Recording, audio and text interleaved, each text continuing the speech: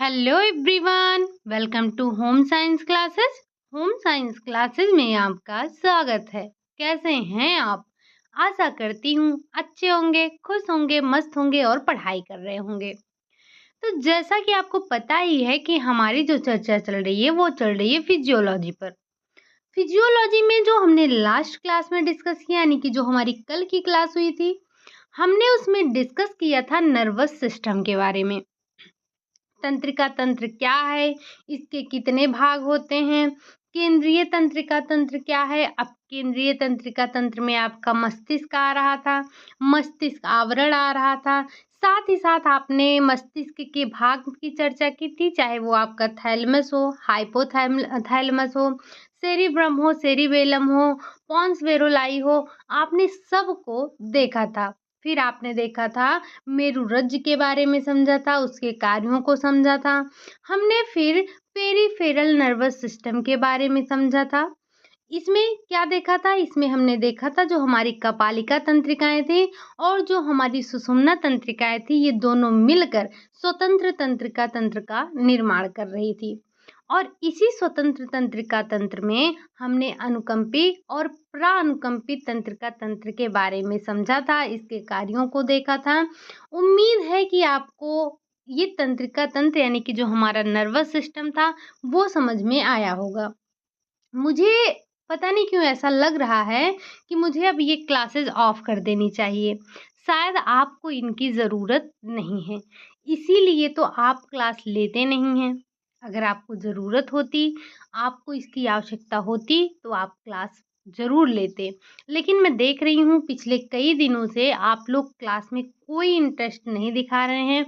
ना तो लाइक हो रहा है, ना तो शेयर हो रहा है, ना ही सब्सक्राइब कर रहे हैं, ना ही आप किसी भी तरह का कोई कमेंट कर रहे हैं। यानी कि ये इंसान कब कमेंट नहीं करता है? या तो उसके सर के ऊपर से सब कुछ जाता है, या फिर उसे सब कुछ बहुत अच्छे से समझ में आता है। लेकिन मुझे ऐसा पता है कि बहुत अच्छे से समझ में आने जैसा कुछ है नहीं, और ऐसा भी नहीं है कि आपके सर के ऊपर से सब कुछ जा रहा है।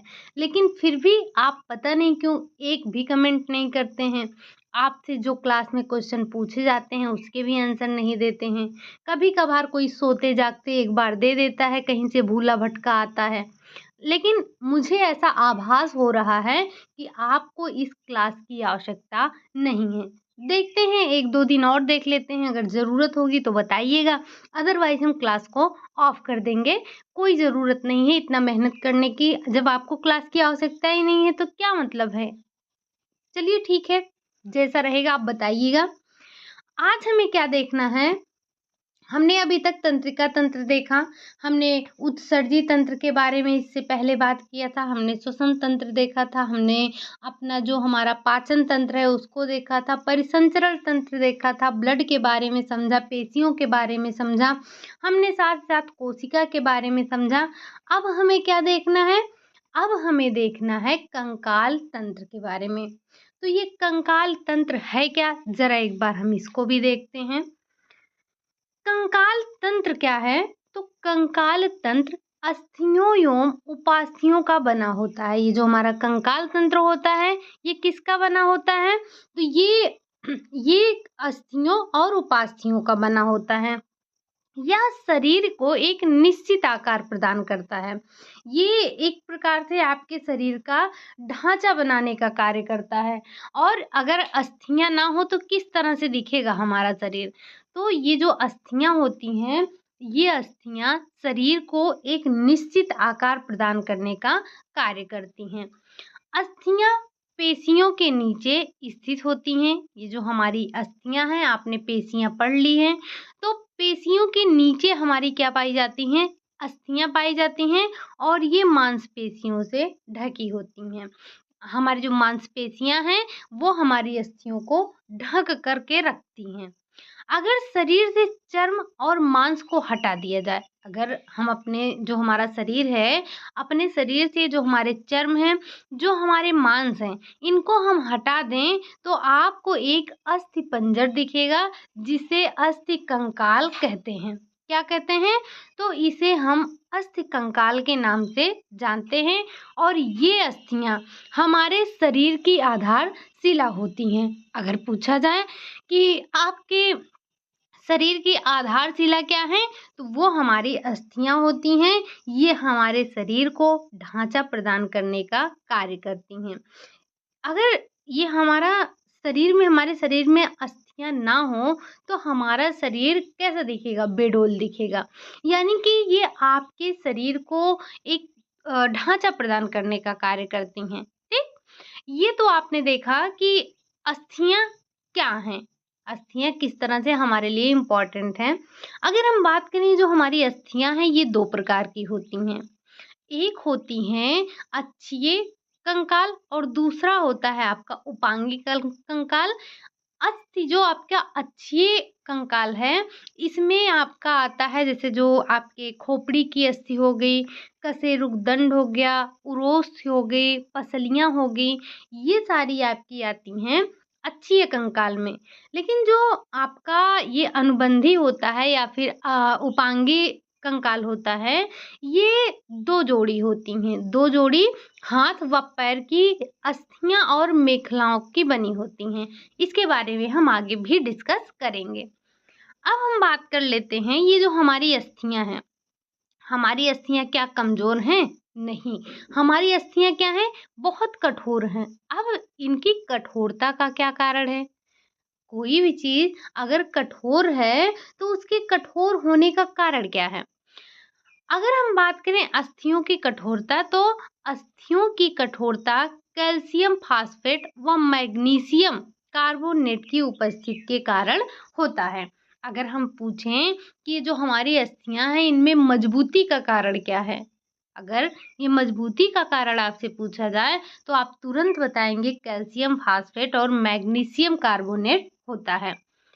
यहाँ पे एक क्वेश्चन आपसे पूछते हैं, ये बताइए कि जैसे हम मानव हैं, हम मानव हैं, तो हमारी जो अस्थियां हैं वो कैल्शियम फास्फेट और मैग्नीशियम कार्बोनेट की बनी होती हैं। ज़रा ये बताइएगा कि जो बच्चे होते हैं, ये नवजात शिशु है या जो भ्रूणावस्था गर्भावस्था के दौरान बच्चा होता है, वो उसकी अस्थियां किसकी बनी होती हैं? क्या उसमें भी आपका यही कैल्शियम फास्फेट और मैग्नीशियम कार्बोनेट पाया जाता है या कुछ और होता है? क्या उनकी अस्थियां भी कठोर होती हैं या फिर लचीली होती हैं? ज़रा एक बार कमेंट बॉक्स में बताइएगा ज़रूर कि वो किसकी बनी होती हैं। ठीक? आगे हम अगर बात करें तो इस प्रकार अस्थि का 1/3 भाग, ये अस्थि है, अस्थि का 1/3 भाग कार्बनिक पदार्थ। अब ये कार्बनिक पदार्थ क्या है? तो 1/3 भाग आपका कार्बनिक पदार्थ होता है, जिसके अंतर्गत आपके ओसीन हो गया, ओसियो एल्बुमिन हो गया, ओसियो म्यूकॉइड हो गया, ये सारी चीजें आती हैं। अगर हम बात करें 2/3 भाग क्या है, तो 2/3 भाग हमारा कार्बनिक पदार्थ होता है, अकार्बनिक पदार्थ होता है। अब ये अकार्बनिक पदार्थ में क्या आता है? तो वही आपका कैल्शियम हो गया, फास्फोट हो गया, इनके लवण होते हैं, तो ये पाए जाते हैं।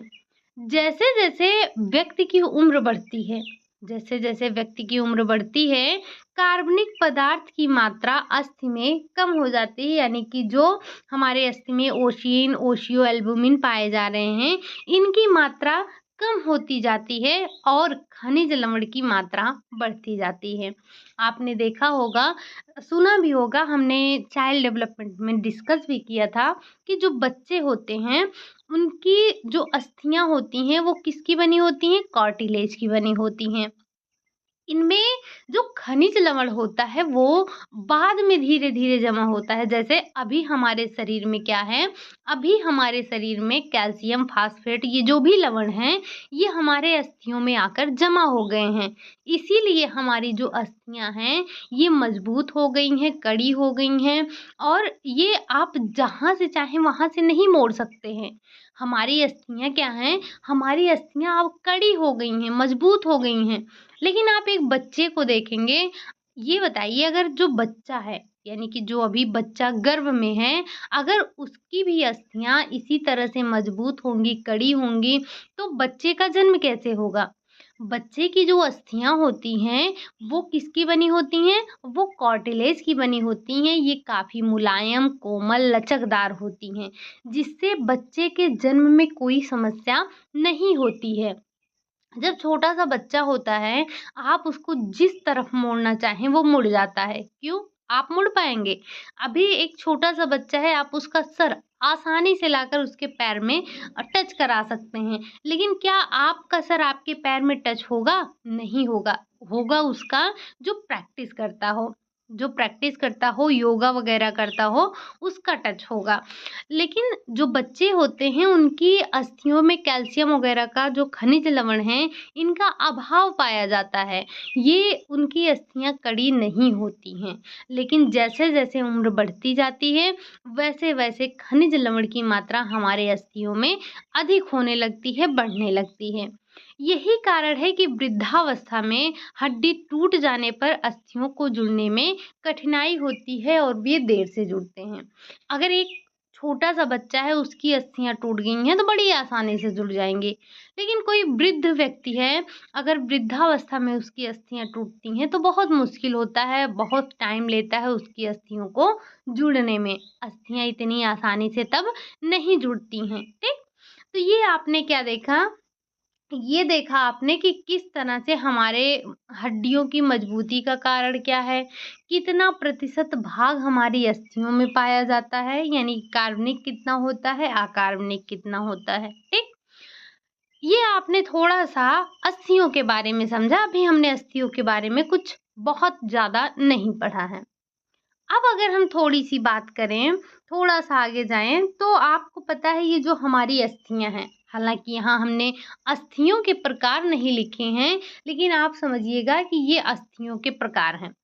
अस्थियाँ हमारी जो होती हैं, ये कई आकार प्रकार की होती हैं। कहीं-कहीं ये कोमल अस्थियाँ होती हैं, कहीं-कहीं ये उपास्थि कहलाती हैं और ये जो आपकी कोमल अस्थियाँ हैं, इन्हीं को आप उपास्थि कहते हैं और ये अस्थियाँ, जो हमारी अस्थियाँ हैं, ये कई प्रकार की होती हैं। तो इसी में आपका आता है लंबी अस्थि, छोटी अस्थि और बेडौल अस्थि, चपटी अस्थि। तो ये कई प्रकार की अस्थियाँ होती हैं, लेकिन हमारे लिए इम्पोर्टेंट क्या है?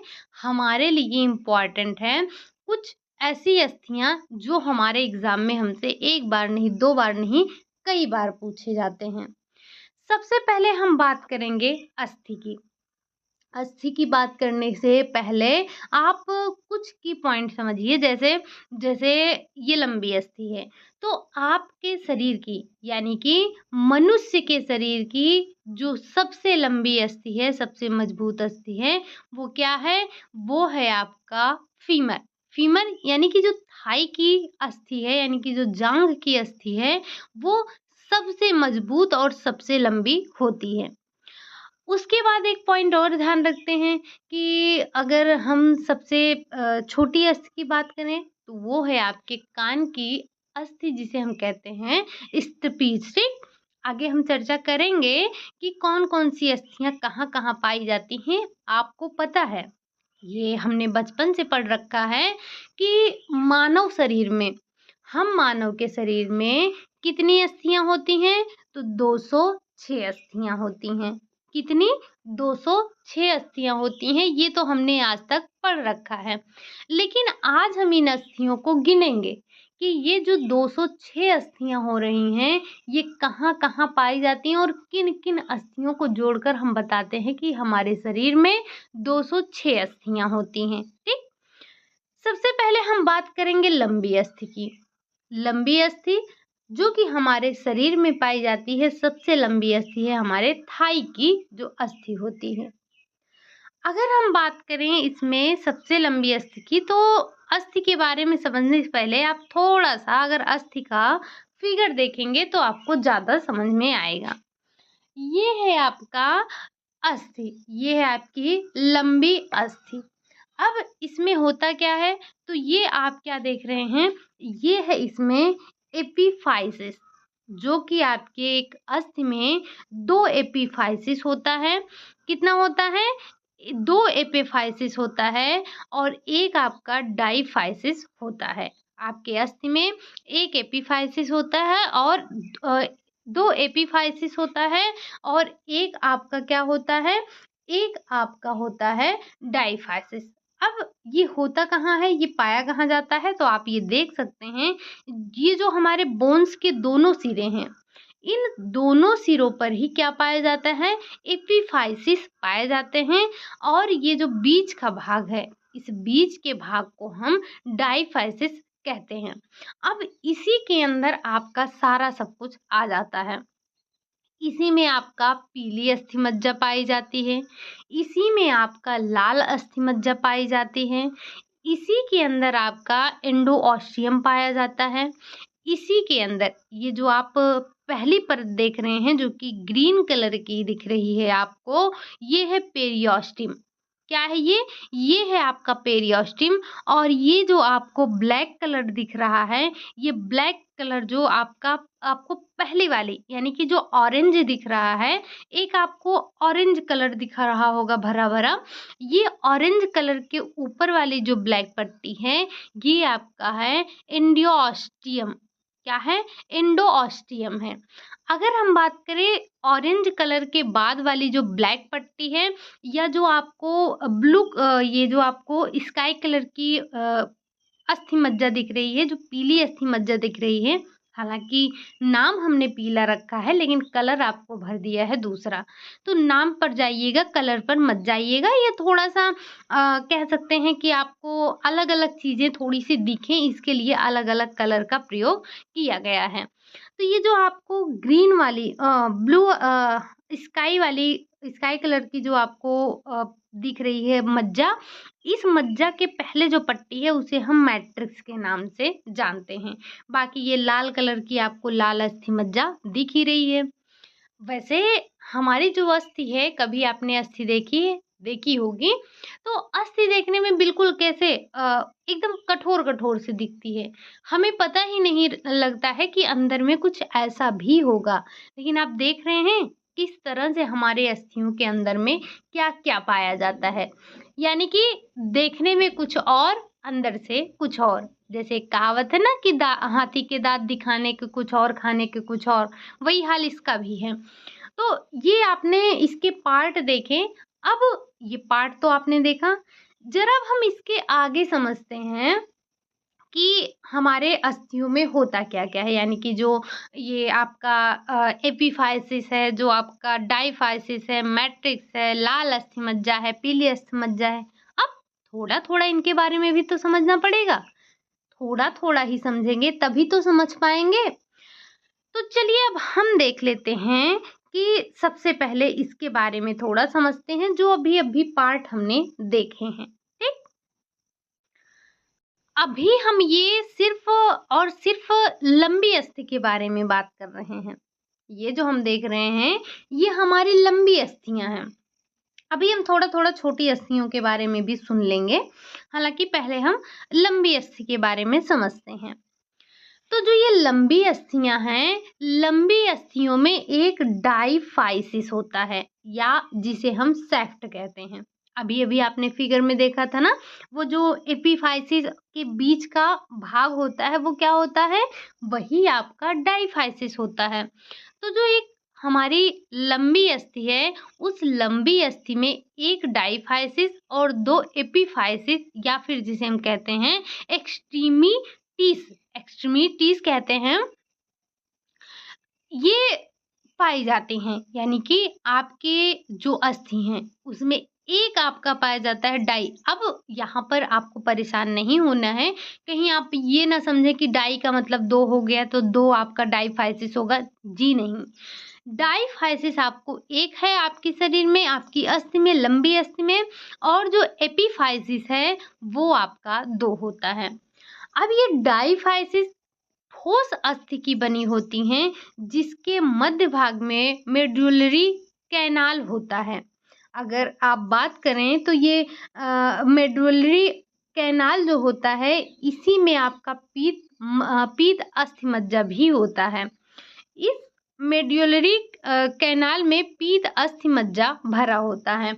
यानी कि वो जो आपने एक अभी आसमानी कलर का देखा था, एक पट्टी देखी थी मोटी सी, वो क्या है? वो आपका मेड्युलरी कैनाल है। अब उसी में आपका क्या भरा होता है? उसी में आपका पीत अस्थि मज्जा भरा होता है और आपने उसके दोनों छोर पर क्या देखा था? दोनों छोर पर देखा था लाल अस्थि मज्जा भरी हुई थी।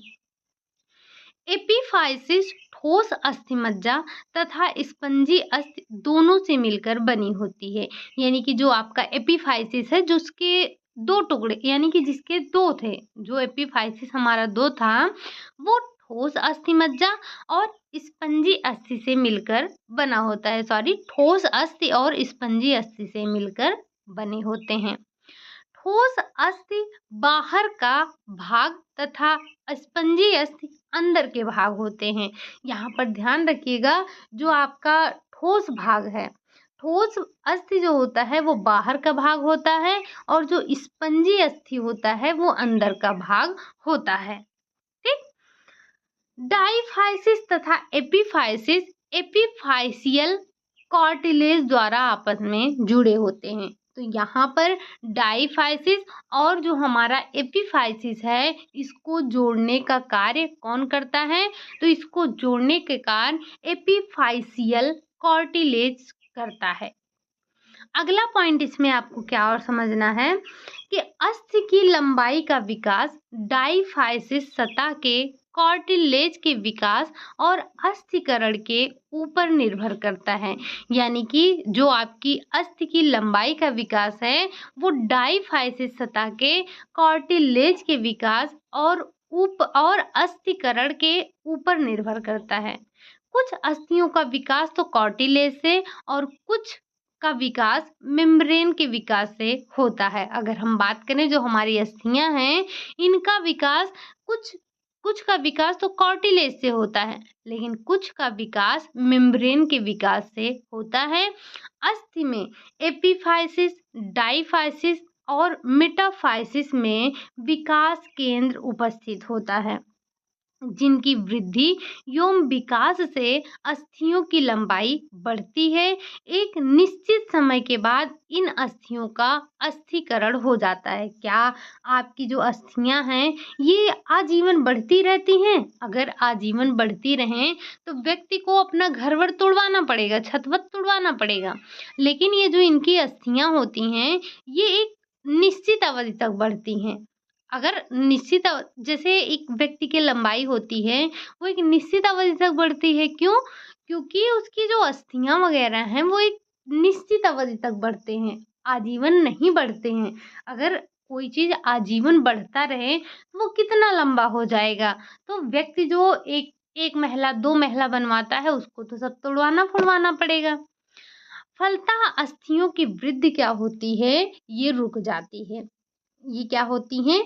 ये रुक जाती हैं। अगर हम बात करें हमारे लंबी अस्थि की तो आप ध्यान रखिएगा पैर के अस्थि। वैसे भी हमने पहले ही डिस्कस किया कि जो हमारा फीमर है यानी कि जो हमारे थाई की अस्थि है वो सबसे लंबी होती है।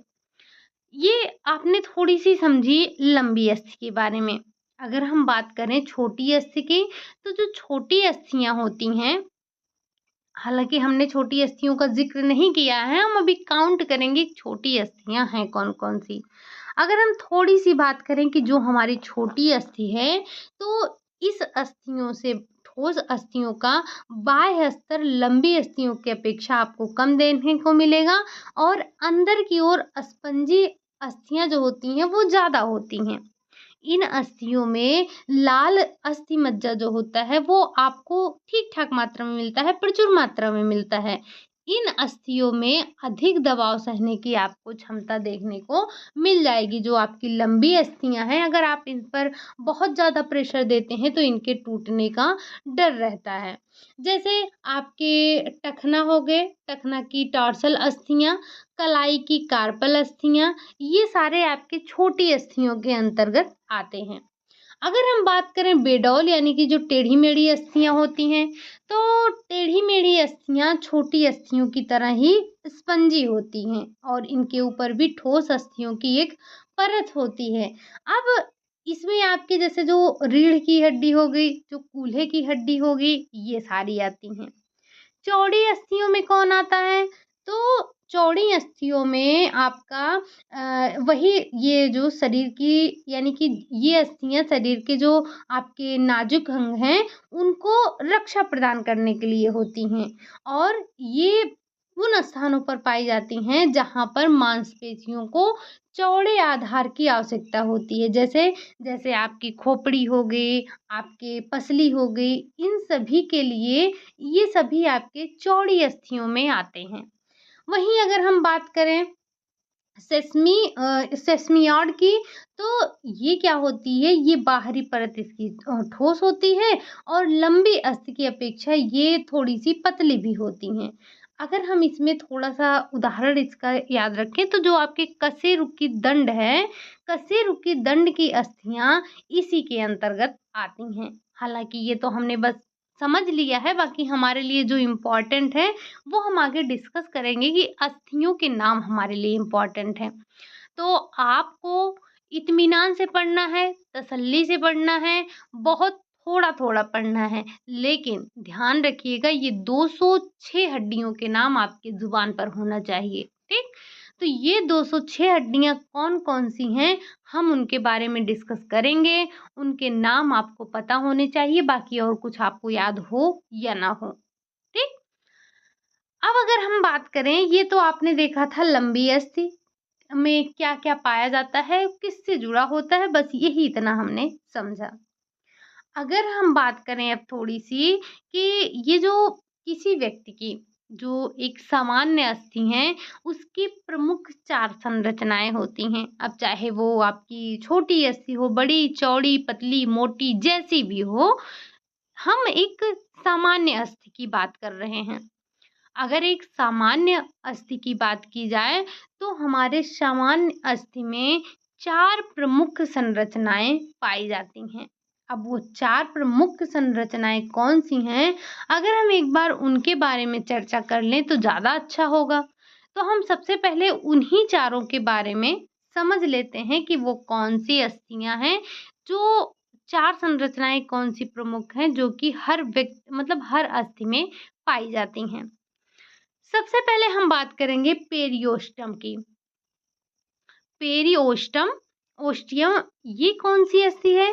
तो ये अस्थि नहीं यानी कि ये संरचना होती है। हम यहाँ पर अस्थि की बात नहीं कर रहे हैं। जैसे पेरिओस्टियम जो है आपकी ये अस्थि नहीं है, ये आपकी अस्थि की संरचना है। ठीक? तो जो आपका पेरियोस्टियम है, ये अस्थि के चारों ओर उपस्थित श्वेत कोलेजन तंतुओं से बना आवरण होता है। क्या होता है? तो ये आपके अस्थि के जैसे अभी आपने अस्थि को देखा, ये आपकी अस्थि हुई ये आपकी अस्थि, तो इसके चारों ओर जो आपको श्वेत कोलेजन तंतु से बना एक आवरण होता है, यही आपका पेरियोस्टियम होता है। इसमें ऑस्टियोब्लास्ट कोशिकाएँ उपस्थित होती हैं, जो कि अस्थि का निर्माण करती हैं। तो जो आपका पेरियोस्टियम है, इसमें जो आपका ऑस्टियोब्लास्ट कोशिकाएँ हैं, ये किसका निर्माण करती हैं? तो ये आपके अस्थियों का निर्माण करती हैं।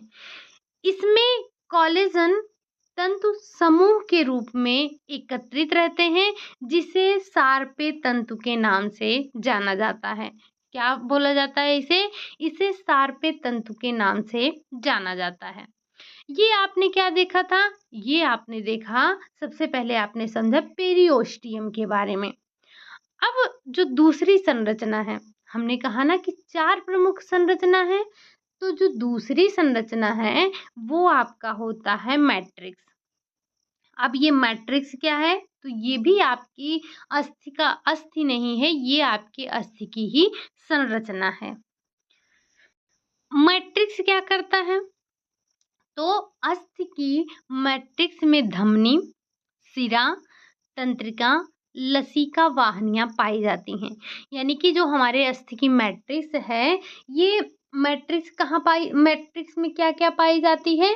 तो इसी में आपकी धमनी, शिरा, तंत्रिका, लसिका वाहिनी ये सारी चीज़ें पाई जाती हैं तथा यहाँ भी ऑस्टियोब्लास्ट सेल पाया जाता है। ध्यान रखिएगा, ये जो ऑस्टियोब्लास्ट सेल है ना, ये आपके औरों में भी पाया जाएगा। तो ऐसा नहीं है कि ये सिर्फ़ और सिर्फ़ आपके पेरिओस्टियम में पाया जा रहा था, ये आपके मैट्रिक्स में भी पाया जा रहा है।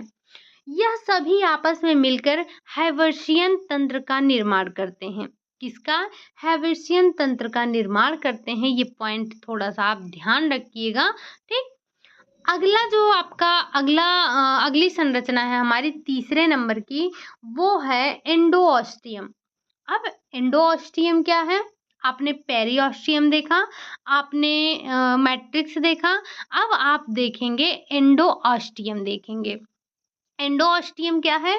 तो ये अस्थि के अंदर मज्जा गुहा के चारों ओर से एंडोऑस्टियम से घिरा होता है, यानी कि जो अस्थि के अंदर आपका मज्जा गुहा है, ये मज्जा गुहा चारों ओर से किससे घिरा है? तो ये एंडोऑस्टियम से घिरा होता है।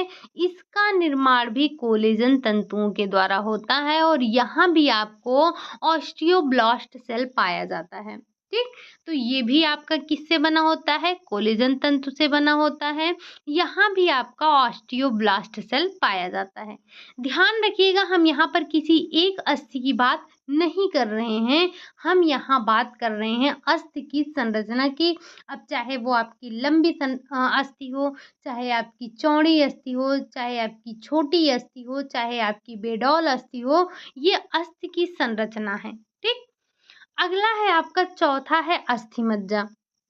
कोई भी अस्थि हो, उस अस्थि में अस्थि मज्जा अवश्य ही पाई जाती है। अगर हम बात करें अस्थि मज्जा की, तो अस्थि मज्जा क्या है? अस्थि मज्जा यानी जिसे आप बोन मैरो कहते हैं। अब ये अस्थि मज्जा क्या होता है? तो अस्थियों के बीच में खोखली होती हैं। ये अस्थियां बीच में खोखली होती हैं और इस खोखले भाग को मज्जा गुहा कहते हैं। इसी मज्जा गुहा में वसीय ऊतक भरा होता है, जिसे आप अस्थि मज्जा के नाम से जानते हैं या फिर इसी को आप अस्थि मज्जा कहते हैं। अस्थियों के अंदर अस्थि मज्जा उपास्थि पाई जाती है, जो कि 2 प्रकार की होती है। अगर हम बात करें जो हमारी अस्थि मज्जा है, ये कितने प्रकार की होती है? तो 2 प्रकार की होती है। एक आपकी होती है पीली अस्थि मज्जा और एक होती है आपकी लाल अस्थि मज्जा। पीली अस्थि मज्जा मतलब अस्थि के मध्य भाग की जो मज्जा है वो पीली होती है, जिससे इसे आप पीली अस्थि मज्जा कहते हैं। जबकि जो अस्थि के सिरों की जो मज्जा होती है, ये जो अस्थि के सिरों की मज्जा है, ये रक्त वाहिनियों की अत्यधिक उपस्थिति के कारण ये लाल हो जाती हैं। इसीलिए आप इन्हें लाल अस्थि मज्जा कहते हैं। लाल अस्थि मज्जा ही धीरे धीरे परिवर्तित होकर आपका पीत अस्थि मज्जा का निर्माण करता है। लेकिन जो आपकी उरोस्थ यानी कि जो आपके रिब्स यानी कि जो आपकी पसलियां हैं, स्टर्नम है, कशेरुक हैं, इनमें लाल अस्थि मज्जा की ही उपस्थिति होती है।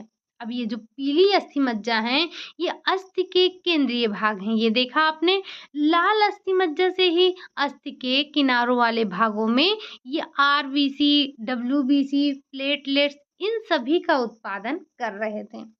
अगर हम थोड़ी-सी यहाँ पर आपका पॉइंट छूटा है कि अगर हम बात करें जो हमारी अस्थि मज्जा है, तो ये क्या करता है? ये श्वेत रक्त कणिकाओं का निर्माण करता है। आरबीसी का विनाश भी यहीं अस्थि मज्जा में होता है। ये हीमोग्लोबिन का भी निर्माण करता है। ये साथ ही साथ आपके ये जो अस्थि मज्जा है यहीं पर इसका निर्माण भी होता है। तो ये 2-4 पॉइंट थे, आप ध्यान रख लीजिएगा थोड़ा। बाकी आपको पता है कि अस्थि मज्जा जो है वो 2 प्रकार की हैं। अब अगर हम बात करें थोड़ी-सी आगे, ये आपने क्या देखा? आपने अस्थि मज्जा को समझ लिया। हालाँकि आपने क्या-क्या समझा? आपने जो 4 अस्थियों के जो 4 पार्ट थे, कौन-कौन से? एक आपने देखा पेरिओस्टियम, एक आपने क्या देखा? मैट्रिक्स, एक आपने क्या देखा था? एक आपने अस्थि मज्जा देखा और एक आपने जो आपका तीसरा वाला था, वो था आपका क्या था? एंडोऑस्टियम था। ये अभी-अभी जब आपने फिगर देखा था तो उसमें भी ये सारी चीज़ें आपने देखी थी। बस हमने इसको थोड़ा-सा समझा है कि क्या होता है एंडोऑस्टियम, क्या है अस्थि मज्जा, क्या है आपका पेरिओस्टियम, क्या है आपका मैट्रिक्स। हमने इनके बारे में थोड़ा-थोड़ा समझ लिया। अब अगर हम थोड़ा-सा आगे बढ़ें, आगे बढ़ के क्या करेंगे, तो जब हमारे शरीर में अचानक रक्त की कमी होती है, अचानक रक्त की कमी कैसे हुई? जैसे मान लीजिए कोई दुर्घटना हो गई और आपके शरीर से काफ़ी ज़्यादा रक्त निकल गया, तो रक्त की कमी ही होगी। हालाँकि आपने रक्त की कमी के बहुत सारे कारण देखे हैं, ठीक? तो जो रक्त की कमी है जब हमारे शरीर में अचानक से ही रक्त की कमी होती है, तो पीला अस्थि मज्जा भी रक्त कणिकाओं का उत्पादन करने लगता है, ठीक? जब हमारे शरीर में अचानक से कभी ब्लड की कमी हो जाती है, तो जो हमारा पीली अस्थि मज्जा है, ये भी रक्त कणिकाओं का निर्माण या उत्पादन करने लगता है, ठीक? अगर हम बात करें मानव अस्थियों की, तो मानव कंकाल तंत्र कुल 206 अस्थियों से मिलकर बना होता है। ये जो मानव कंकाल तंत्र होता है, हमने ये हमेशा पढ़ रखा है कि ये 206 हड्डियों से मिलकर बना होता है। इनके 2 भाग होते हैं। पहला क्या है? पहला है आपका अक्षीय कंकाल तंत्र। अब ये जो अक्षीय कंकाल तंत्र है, इसमें कितनी-कितनी अस्थियाँ पाई जाती हैं, ये तो आप ऐसे ही ध्यान रखेंगे कि कितनी अस्थियाँ हैं। बाकी ये सारी अस्थियों के नाम भी आपको ध्यान रखने हैं।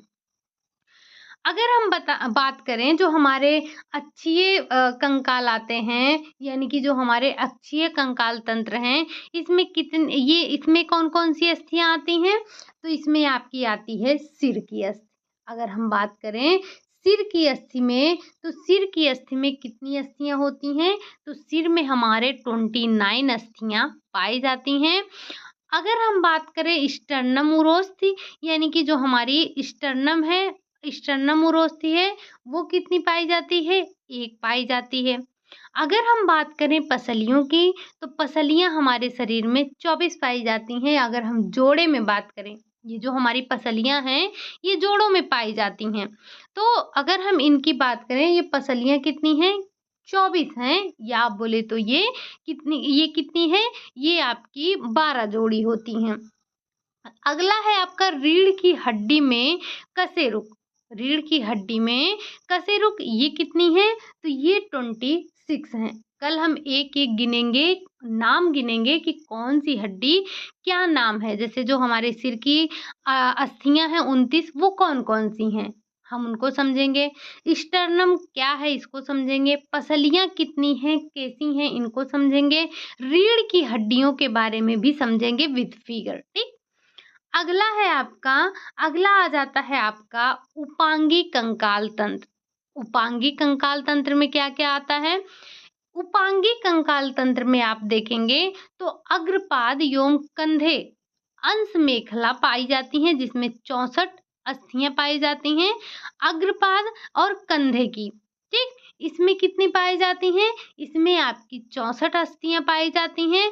और पश्चपाद जो श्रोण मेखला है, इसमें आपके 62 अस्थियां पाई जाती हैं। अब ये 64 अस्थियां कौन सी हैं? अब 64 अस्थियों के नाम आपको ध्यान रखने हैं। वो कौन-कौन से हैं, ज़रा हम कल चर्चा करेंगे। आपको परेशान नहीं होना है। अब ये आपके जैसे अग्रपाद हो गए, तो इसमें 64 दिया गया है। 64 का आधा कितना होता है?